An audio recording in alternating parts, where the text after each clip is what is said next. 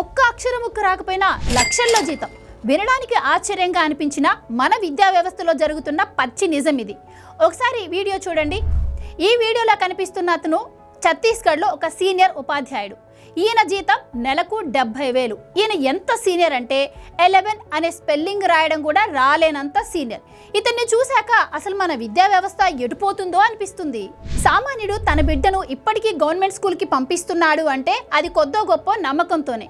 ఇలాంటి వాళ్ళు ఆ నమ్మకాన్ని కూడా వమ్ము చేస్తున్నారు. ఈయన లాంటి గొప్ప టీచర్ ఈయనొక్కడే కాదు, ఇలాంటి ఘటనలు ఎన్నో చూసాం.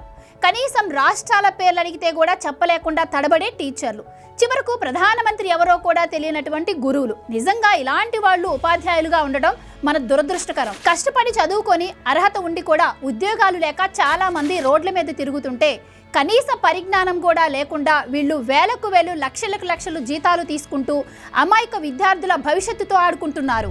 పిల్లలు గురువుని చూసి నేర్చుకుంటారు. ఆ గురువే తప్పులు రాస్తే ఈ పిల్లలు సమాజంలో రేపు ఎలా నిలబడతారు? అందుకే ప్రభుత్వం ఇలాంటి విషయాల్లో కఠినంగా ఉండాలి. టీచర్స్ కు రెగ్యులర్ సర్వీస్ టెస్టులు పెట్టాలి.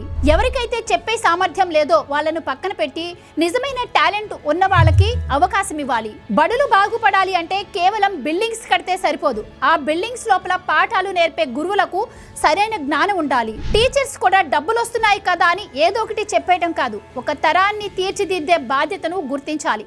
ఇలాంటి పరిస్థితులపై మీరేమంటారు? తప్పు ఎక్కడుంది? కమెంట్ చేయండి.